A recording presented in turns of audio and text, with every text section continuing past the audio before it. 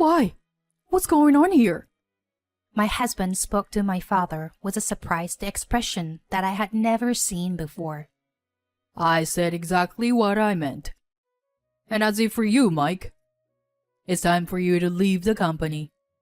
I was watching this chaotic situation with a feeling that all the struggles I had gone through were finally paying off.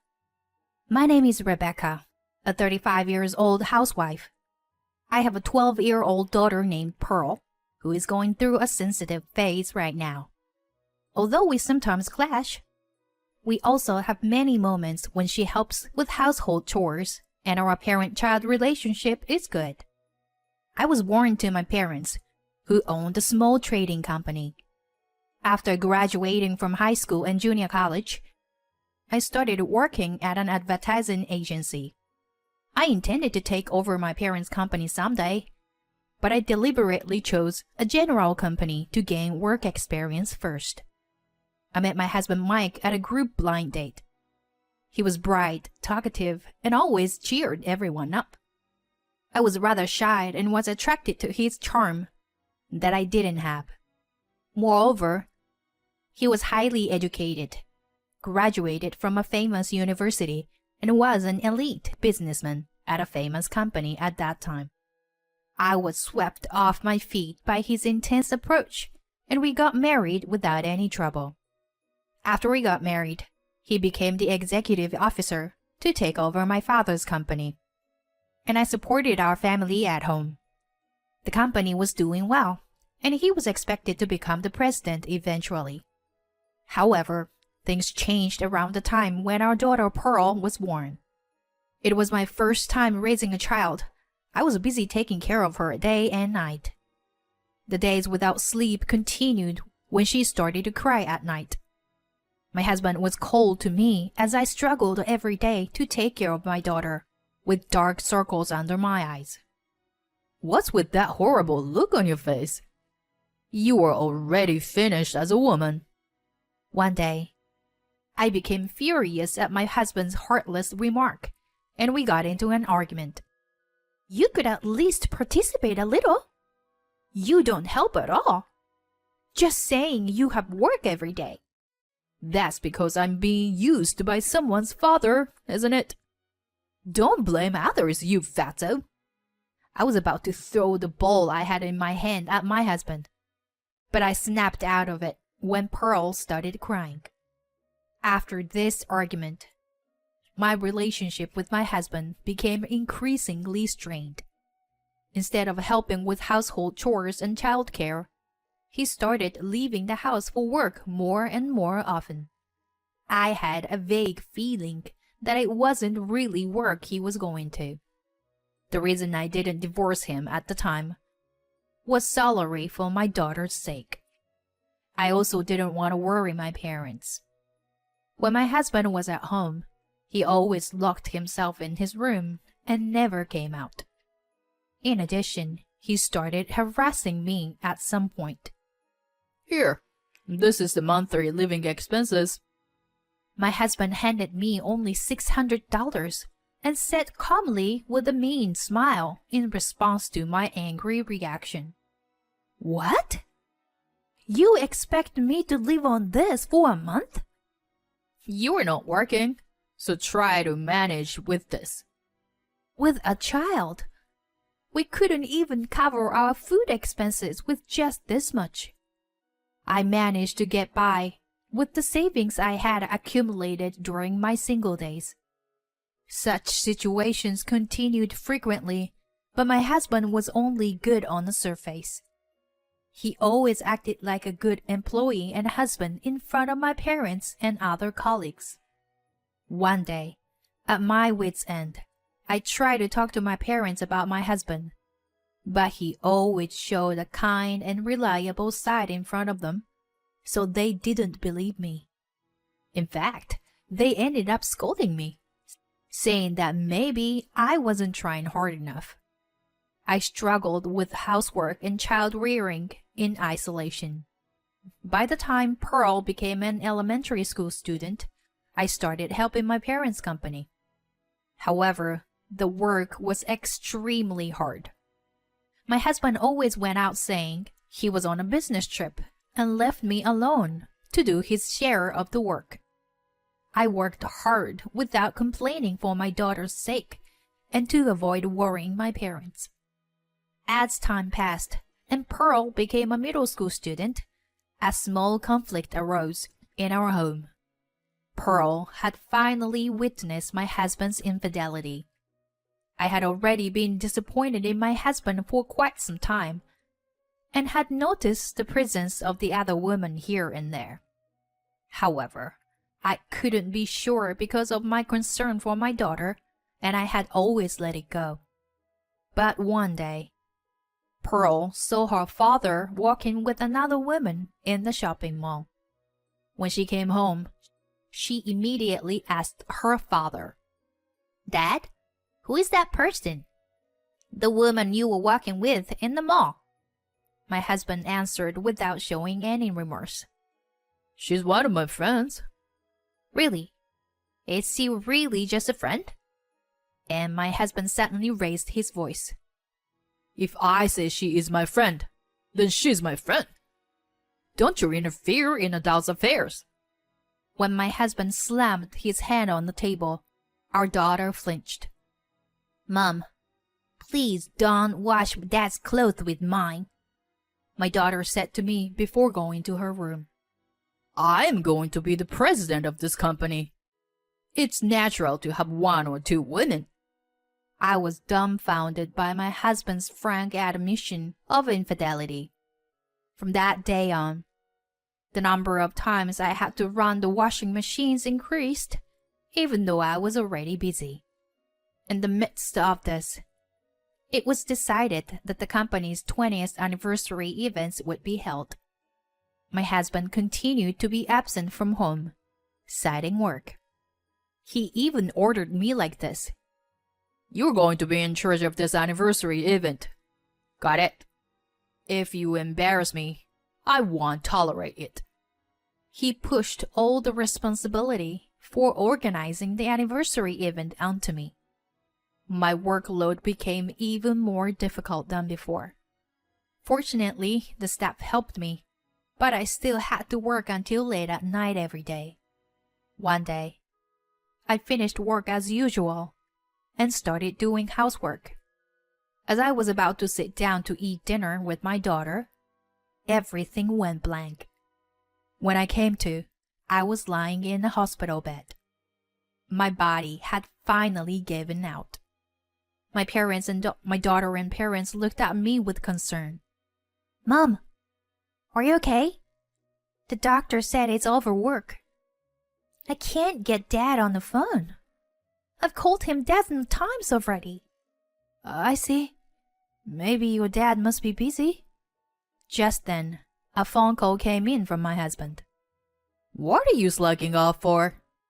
What are you going to do if it affects the event? Can you take responsibility for taking time off, huh?" He berated me and then abruptly hung up the phone. I didn't feel anything anymore.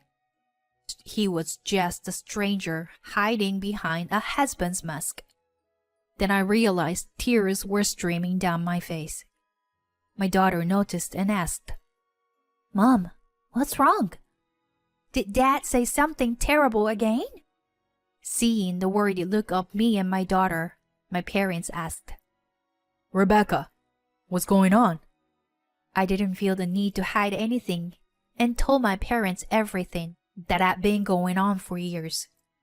That my husband has been neglecting our family, not doing his job, and being cruel to my daughter. And nobody understands my pain. My parents listened quietly until I finished. Then they apologized to me. "I'm sorry, Rebecca.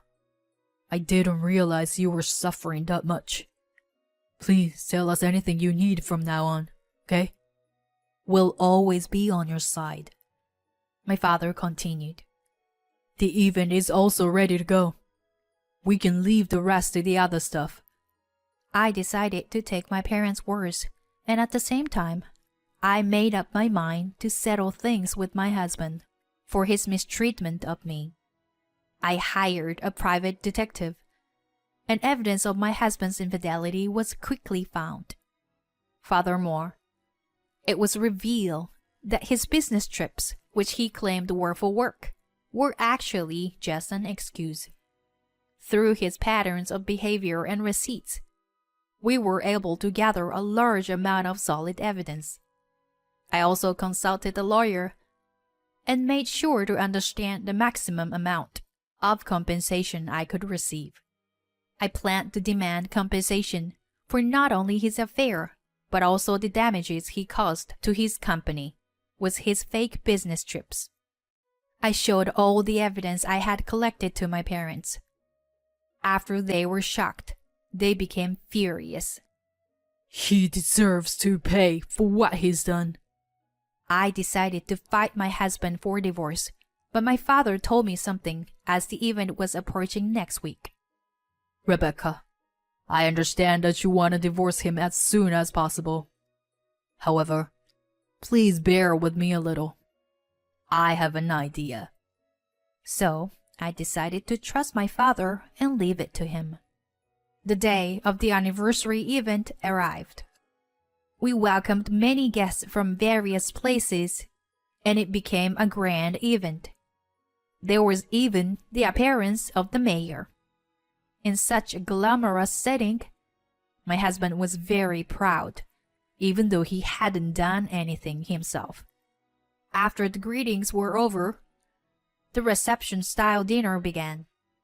I was with my daughter at my parents' table. Then, my husband came over boldly and said to my father with great pride, "How do you like the party I organized?" "Ah, it's quite something. This party is special, and it's our 20th anniversary, so it has to be exceptional." "Sure, leave it to me." Upon hearing my husband brown-nosing my father, my daughter chimed in. "Dad, that's all a lie. You didn't do anything. Mom did. Grandpa, he also has a crush on someone else, you know. I saw him with a woman at the mall, and it wasn't Mom." My husband glared at his daughter and said in a low voice, "Pearl, didn't I tell you before? Don't meddle in grown-up affairs." With a smirk, he returned to my father and said, No worries, sir. It's just childish talk. Anyway, about my promotion to CEO. Oh, yes, that? Sure. Wait for the announcement of the new personnel changes after this." My father, not to be outdone by his son-in-law, also had a creepy smile on his face. It was a pretty strange sight. And as the party entered its final phase, it was finally time for the announcement of the personnel changes by the current president, who happened to be my father, while my husband awaited the announcement with a glass of wine in hand, looking quite pleased with himself. My family and I stared at him as if he were a bitter pill to swallow. He no longer seemed like family to us. Then my father began his speech. "Thank you all for coming to our company's 20th anniversary celebration, despite your busy schedules. Today, I, William Tucker, have decided to retire as president and pass on the torch to my successor." The room felt silent, waiting for my father's words to sink in. My husband's face was already beaming with a smile, eagerly waiting for the announcement. "I hereby appoint my daughter Rebecca as the new president." The room erupted into loud applause after the announcement, and I could see the shock and disbelief on my husband's face as he stood there with his mouth hanging open. The party ended without incident, and as we started clearing up, my husband ran over to my father. "Why? What's going on here?" "I said exactly what I meant. And as if for you, Mike, it's time for you to leave the company." What? How could this... Why? You know the reasons better than anyone else. I have no idea what you're talking about. This must be Rebecca's doing, isn't it? He glared at me as he spoke. Did you say something to your father about this? What? No, I haven't done anything. I simply told my parents the truth. Then I scattered the documents I had in my hand on the floor. There were numerous photos of my husband's affair and evidence of his fake business trips. My husband's face turned pale as he saw them. How could you get these? When did you... While you were away on your business trip, of course. I've gathered all the evidence your infidelity and fake trips, so you can't deny it. Then my father picked up the evidence photos and spoke. Well, this is how it is. We'll make sure to charge interest on the expense claims for your fake business trips. And as for the cost of your affair, you pay my daughter back. That's for sure. Wait a minute! Damn it! Rebecca, you... My husband tried to hit me, but a passing guest accidentally tripped him, and he fell hard on the floor. You'll pay for this. Both of you. Sure. We won't be seeing you anymore anyway. Please contact our lawyer from now on. With that, I handed my husband a business card for a law firm.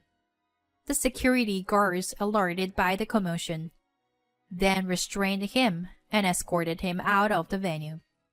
A few months later, I successfully divorced my husband. After being kicked out of the house, my ex-husband struggled to find a new job.